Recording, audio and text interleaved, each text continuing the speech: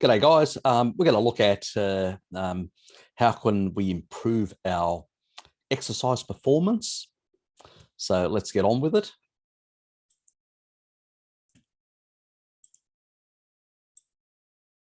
Share the screen. Okay, taurine, our favorite amino in animal foods. Taurine supplementation increases post-exercise lipid oxidation at moderate intensity in fasted healthy males. So what they're doing is they're looking at basically, people that are doing marathons and, running and that sort of stuff. Now, that's a good thing that they're actually in, that this study is around, because I'm hoping that eventually it starts getting noticed. This is out of Brazil. And this was actually 2 years ago that it got published. So it was received in 20th of April of 2020, accepted on the 19th of May, and then on the 22nd, it got published. The interesting part of that is what their finding was in how, the oxidation of fats can be increased. And that can provide a lot of additional benefits for people, both, athletes that do this. But I like that taurine is getting is being promoted by this, because taurine is really good to prevent left ventricular hypertrophy, which is what happens to a lot of people who are in marathons and long distance running and stuff like that. And also it prevents remodeling of the heart, which is really important in protecting the heart. So, combining, getting a benefit of enhancing this post-exercise, lipid oxidation, but at the same time, which is a really good thing. So let's get into it. So in terms of weight loss as well, so it'll have benefits there as well. Abstract, based on the fact that taurine can increase lipid metabolism, the objective of the present study was to evaluate the effect of different dosages of acute taurine supplementation on lipid oxidation levels in healthy young men after a single bout of fasting aerobic exercise. A double-blind acute and crossover study design was conducted. So that's good. They did a double-blind, which basically people didn't know whether they're on the placebo or on the taurine, which is good. And then they also did a crossover, which meant that they made sure that they were getting the same results from the other group when they were on the supplement as well. So it wasn't due to chance or placebo effect. So that's the nice thing about doing a crossover. So it's not a big sample group, obviously, but when you're actually looking at only one at simple biomarkers, does this increase or not? And you measure it to see how much, within the cells, how much of these lipids are transiting and what they're doing. You don't need a massive group, obviously, to be significant to a whole population. You would have to do a much larger group, but it still gives us an insight into mechanisms that are at play. So this is, it does elucidate those things. So 17 with 17 men, 24.8, plus 4.07 years.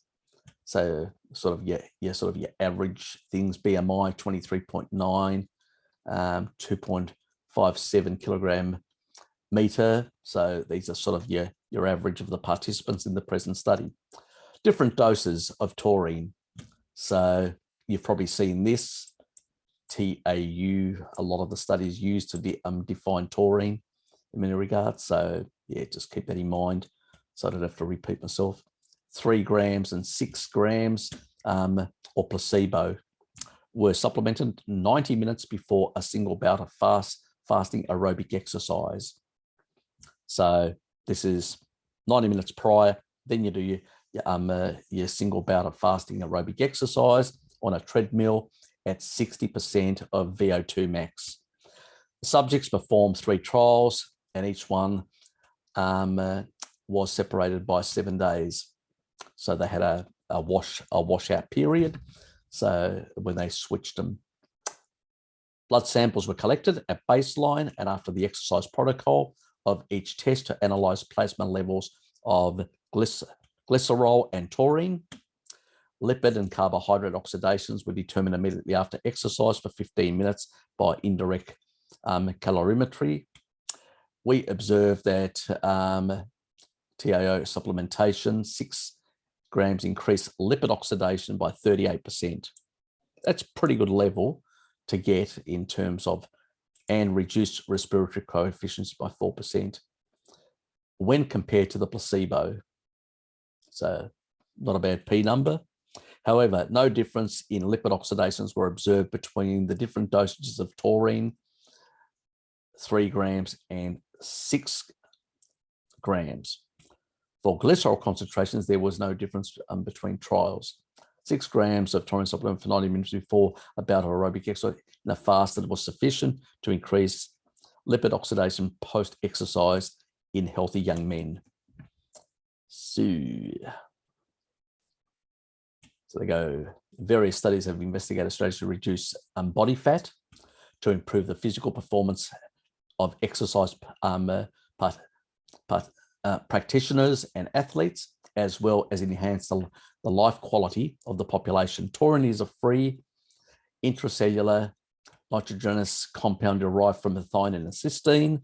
I've talked about that many times to you guys. Mainly found in abundance in seafood. In addition, more in seafood, but also in ruminants. In addition, taurine is present in almost all mammalian tissue. That includes ruminants, and is used as a nutritional supplement due to its antioxidant and anti-inflammatory actions, the ability to improve muscle contraction as well. So that's another, and it's also got those osmolytic effects when it comes to the electrolytes, which improves muscle contraction as well, helps with that. Also maintaining magnesium, because magnesium ATP, magnesium and potassium levels in the cells, which is really good. So that's the osmolytic effect, as we've talked about in the past. Finally, taurine can increase the expression of genes related to energy metabolism regulation, specifically the utilization of lipid substrates stimulating the lipolysis process. So that's really important. It does enhance lipolysis. So that's the importance of a meat-based diet in actually improving lipolysis. So, sometimes we think about, this is the whole thing. And I've shown you studies where there is no increase in basically sugar. As long as you don't put sugar in there, that you're not going to get it. As long as there's enough fat in the substrates, whether it's body fat or fat coming in, your body will tap into those energy stores or your energy that's coming in, or both. So protein only gets tapped in as a last resort in a state of starvation where you've got no glycogen and no fat, not sufficient fat on the body.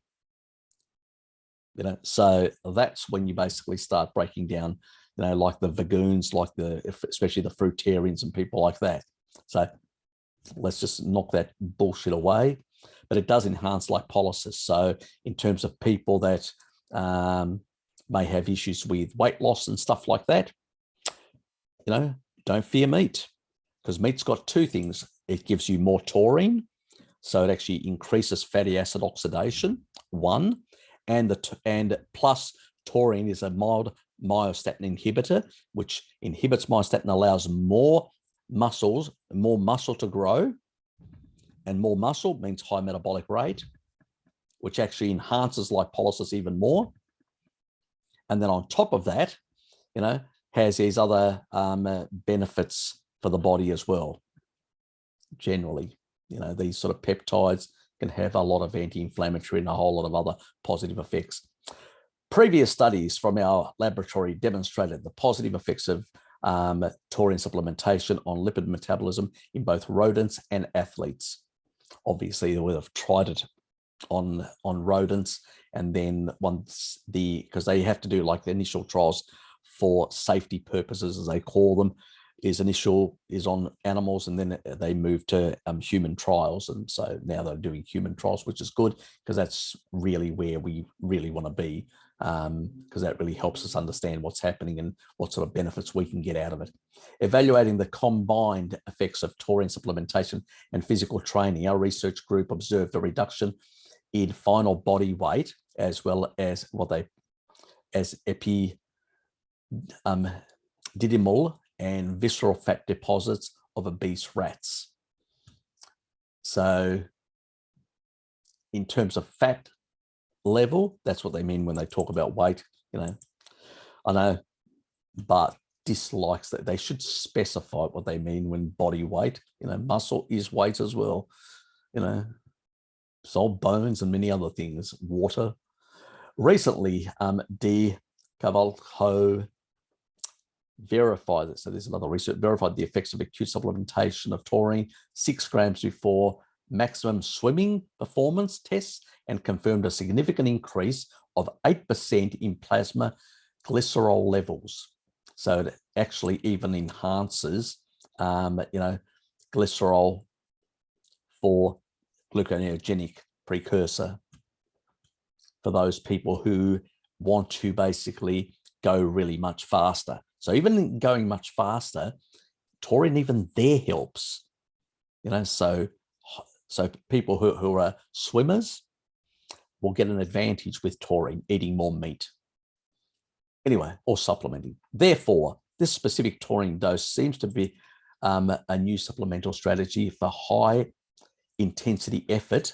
So even lifting weights, you can actually do it for longer, as the increase in glycerol plasma levels may maintain muscle glycogen stores, since lipolysis also releases free fatty acids to be used as an energy source during exercise. So it's enhancing the amount of, lipolysis. So you're getting more fatty acid oxidation. That's actually happening, 38% at 6 grams. Plus that means it's maintaining those higher glycerol levels, those high glycogen levels. So when you really need that explosive power, so if you're basically a swimmer and you're going at a steady pace, and then at the last minute you want that explosive, you're going to have more glycogen in the system to win that swimming competition. That's the take-home message if you're an athlete, a swimmer, by adding this sort of taurine in it, let alone because of the steady state type competition that you're going to do. You get 2 advantages as well. You're going to reduce your glycating factors. And the other thing is you're also going to reduce your inflammation. You're going to increase your uptake of amino acids.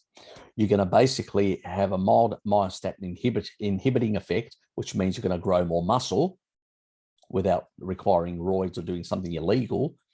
Plus, you're going to enhance the actual leucine effect by this synergistic combination. Benefits are there for people in these sort of competitions to be used.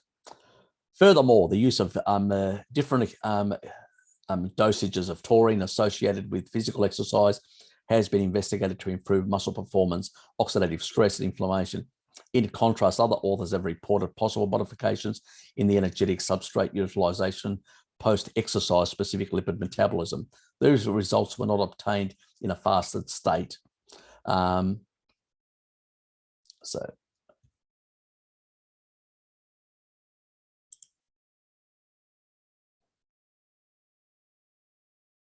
it's not coming up. So that is investigation endurance performance metabolism in well-trained cyclists. So anyway, and that's for people if they want to go away and look at that.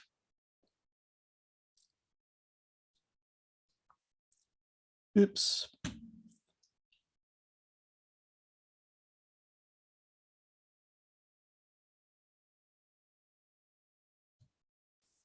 especially during exercise that increase adrenaline and decrease insulin blood levels, which promotes higher levels of free fatty acid utilization as a substrate in your metabolism. Hence, performing aerobic activities in a fast state could increase fat use when compared to the fed state.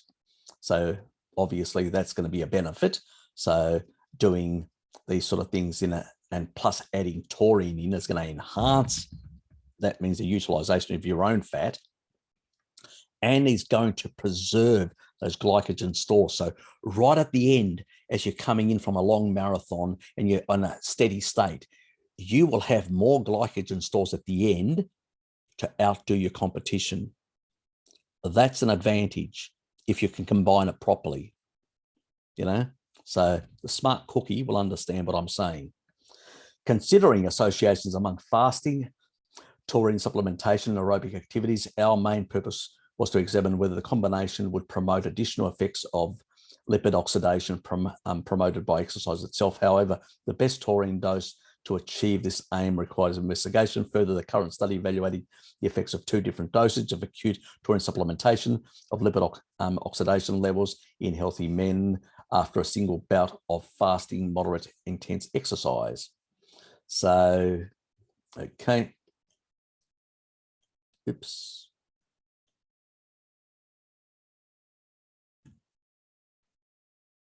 Let's go down. I've lost my spot. So that just covers that material method, which is what I described earlier. I've talked about the different dosages, about the time that they collected and stuff like that. So here's your basically baseline. You've got 7-day washout. Then this period, the trial 1. And then they do that. Then they have a 7-day washout. Then the trial 2. Then a 7-day washout. Then the trial 3. So you're either in the 3 grams, 6 grams, or on the placebo, one of the 3. So you're going through all these 3 trial periods to make sure that there is no special genetics and all that. You know, just if they see any very different sort of effects, they know that, well, maybe genetics and maybe other factors, but they didn't see that. They actually did see that all groups on those different things did, on average, pretty good, and it had not a bad p-value as well. Supplemental consisted of the 3 and 6. They used a powder obtained from their cunt, which was 99% pure. So pretty much it's a bit like, you know, the sort of stuff that I get, which is 100%, which is more or less 99%. You can never get 100%. It's all going to be, you know, very minuscule from the actual production, but we're talking about very high quality.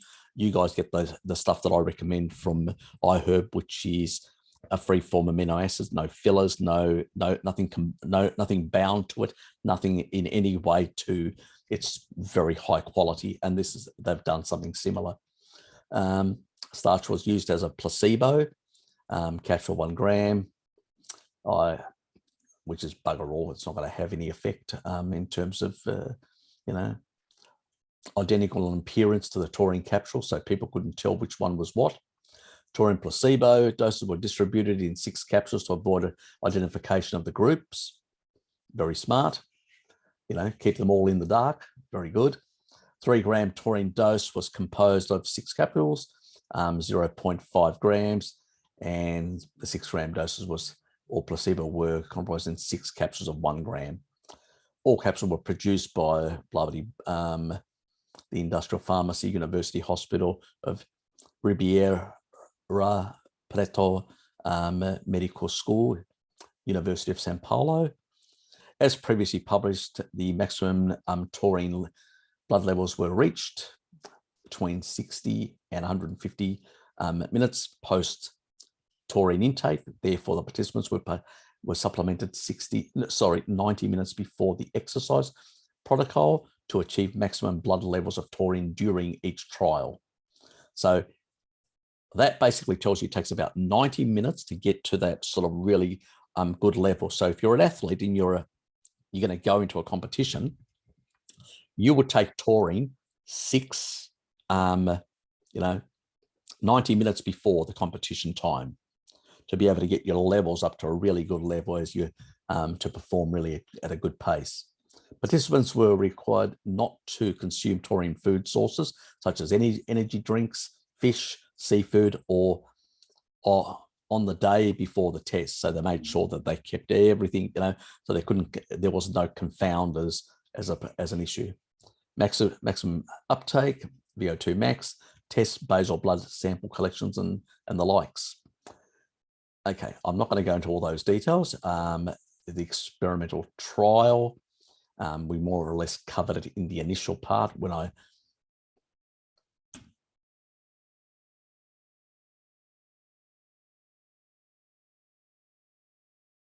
now let's go down to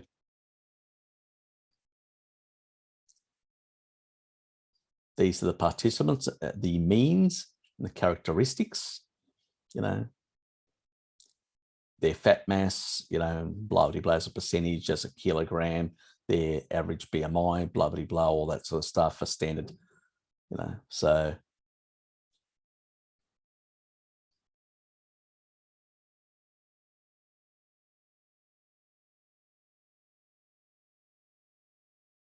Now let's get into the actual stuff.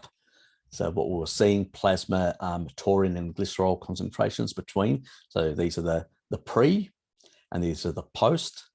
So we can see the sort of increases here that we're getting. So whether it's 3 or 6, we're getting increases in glycerol, but you're getting some from exercise, but it's not making massive difference when it comes to in terms of the glycerol level. So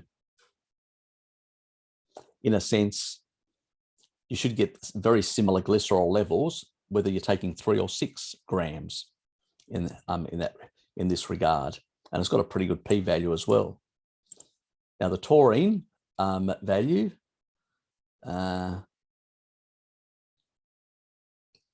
that was pre, that's post, pre and post. Obviously it comes down because it's being used. And the values there, the 3 gram actually had a better p-value in that regard. That's not too bad either, but that had a much better in that regard.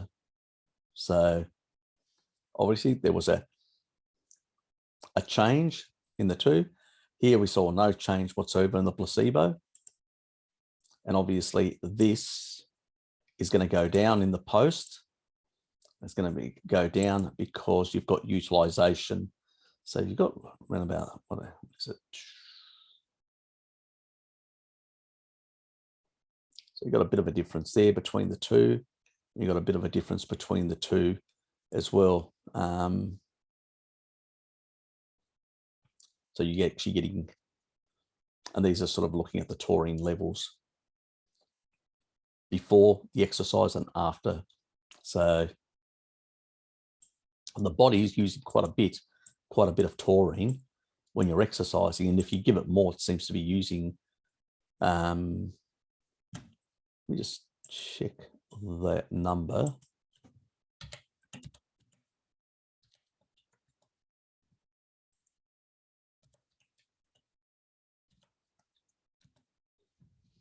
Yeah, so if you give it more, it actually will use more. There you go. Okay, interesting.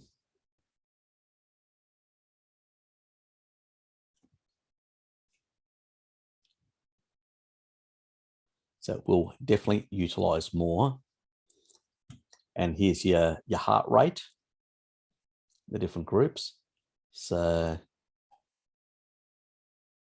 and pretty much we see here, nothing excessively, but you can actually see that the more taurine you take, the heart rate actually comes down to a much lower level. Even here on the pre, it was much higher. So it's actually come down much more than the placebo, the heart rate. And I actually noticed that myself when I actually have a bit more taurine and I do exercise, my heart rate comes back down to normal to a lower level much quicker. So it's interesting, so it's actually even improving the actual heart rate, but that doesn't surprise me because taurine really better regulates the heart in a number of ways. So that didn't surprise me when I saw that. So obviously these are very healthy people, so you're not going to get massive differences, but on a person like me that has got a lot of damage over many years, obviously I'm going to get a better result compared to to be on a placebo in a sense. So there's your VO2. And then here is the lipid oxidation. So as you can see, there's a placebo. So at 3 grams, you're getting an increase in basically the lipid oxidation levels. And in 6 grams, you're getting far more in that regard. Carbohydrate oxidation is more in the placebo, less in the 3 grams, and even further less. That means you're actually preserving more glycogen.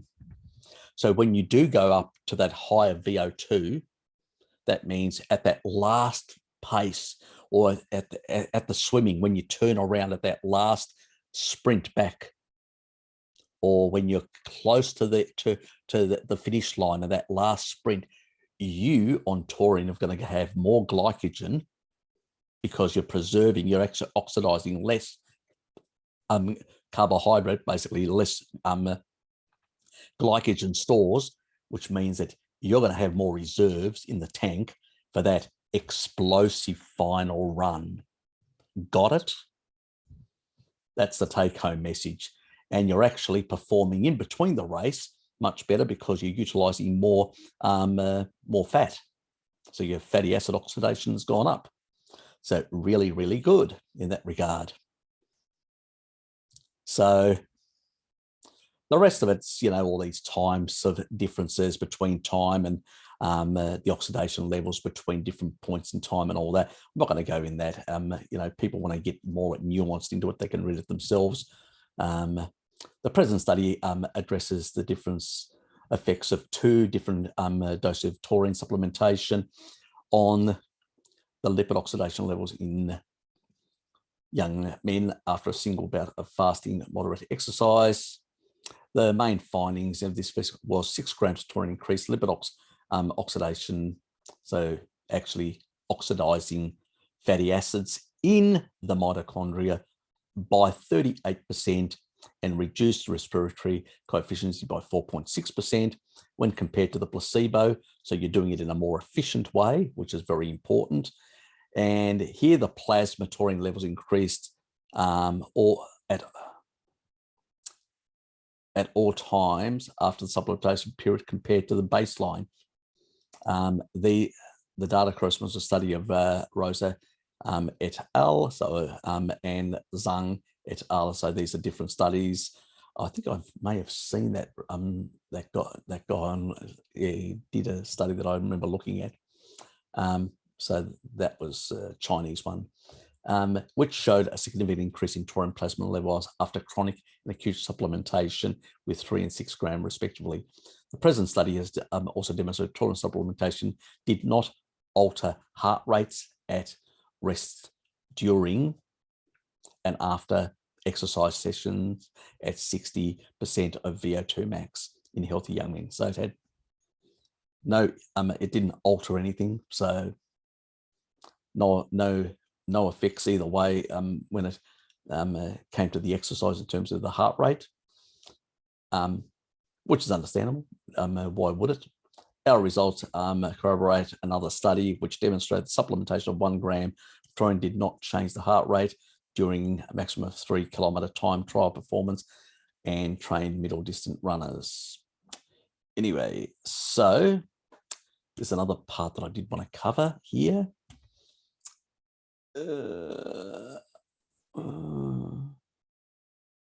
Now people can that was basically exercise session performed fasted are widely used to endurance athletes to maximum both lipid oxidation and oxidative capacity, comparative substrate oxidation between two groups of active young men training at 70% VO2 max, 1 to 1.5 hours for 6 weeks after carbohydrate-rich meals investigated, or in fasted state. They verified the contribution of lipids as an energy substrate in the fasted group. So they're looking at that you get better performance. And we've seen this, where that guy in America, I forget his name, but the 100-mile runner, he's basically a low carber and stuff like that. Can you imagine that guy? He's actually broken his own record massively. Can you imagine with him on taurine as well, enhancing his, his energy production, his oxidation of lipids, plus having a reserve, even more reserve in the tank in terms of glycogen. Bloody, it'd be awesome. These results could be explained by the activation of mammalian 5-AMP activation protein kinase, AMPK. That's another thing that many people don't know. Taurine does upregulate AMPK, which is considered an essential energetic sensor to increase AMP-ATP ratio. The activation of this kinase through exercise or fasting reduces circulating levels of glucose, we know that, and has been linked to increased glucose uptake, fatty acid oxidation, and mitochondrial biogenesis. And one thing, I haven't actually done this, a video on it, but I will be doing it later on, about the importance of taurine and AMPK. And it has an effect on mitochondrial biogenesis as well. So, we've talked about it in terms of the cancer stuff as a senolytic. I've talked about in the past about stem cells within the brain and a few other tissues that taurine can play a role in, plus has these improvements in mitochondrial biogenesis, plus improving AMPK, which AMPK is really, and it's usually when you're fasted, you actually increase AMPK. Here you've got pushing anabolic pathways like, myostatin inhibition to basically increase muscle mass, getting more the actual substrates in of protein, also enhancing muscle protein synthesis, but at the same time allowing AMPK to be expressed, which usually happens in a fasted state. So it plays these really interesting roles in the body, which really, and that's how it actually is maximizing this this upregulation of fatty acid oxidation. So here's where people sometimes get concerned. Oh, I'm going to consume a lot of this sort of stuff and I'm going to push down AMPK. Not if you're getting enough taurine in the system. And that's why I'm saying not overcooking your meat is basically going to give you more taurine from the animal food itself. So it's going to help in that sort of signaling as well. So in that regard, and so write it down here at the end, placebo, taurine supplementation, lipolysis level, lipid, went up. Obviously with the 6th one, it goes quite up. And RQ comes down at 6 grams. So that improves your efficiency as well.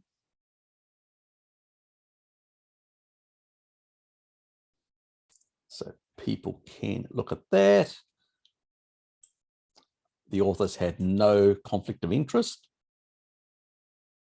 So they had no competing stuff like that. And pretty much authors thanked the volunteers for participating and the local university, the researchers and all that, and sort of the stuff that they got. So I just wanted to cover that because it's always good to have a good study that has no conflict of interest in it.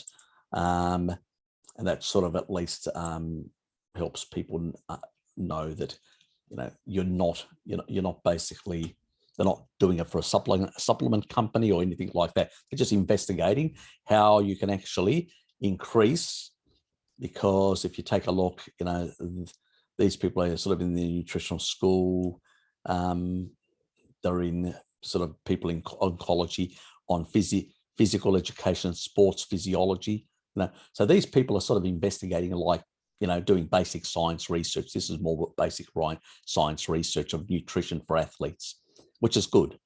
So this has got applicability, and I hope that people that are basically that, you know, there's two groups that are going to get benefit. This information can help athletes better basically work at their dosages and timing when they take these things before competition, stuff like that. That's one thing. For the average person, they can go, I can actually increase my fatty acid oxidation. So when I do an exercise, I take this, and then I go in a fasted way. I take the taurine in the morning or in the evening. I do my exercise, and then I'm going to get some benefit. Not everybody, you know, I know a lot of women don't like basically lifting weights, but, you know, and some of them, you know, until they get motivated, and older people that have got a lot of weight and they're not physically capable of lifting weights, being able to get more fatty acid oxidation can be a benefit to try and bring down the weight of people, especially older people that may have some, you know, mitochondrial damage and all that. And again, taurine is going to be helping there with biogenesis, and also with healing, the antioxidant effect and the healing of the electron chain and also inside the actual cytosol itself, inside the cell, does a lot of work in actually reducing senescence. It does it also, I've talked about senescence with T cells, but it does for regular cells as well. It reduces senescence, glycation, and all these things. So that so it has a lot of benefits for the tissues, plus for the people who are trying to, you know, shift some weight, that have got everything right, but are just not getting the same level, the level that a younger person would get in terms of fatty acid oxidation. So here, somebody middle-aged could actually boost slightly their fatty acid oxidation and improve their capacity to lose a bit more weight, fat weight in a sense. So I hope this is some use for people for different reasons. Anyway, that's it. See yous.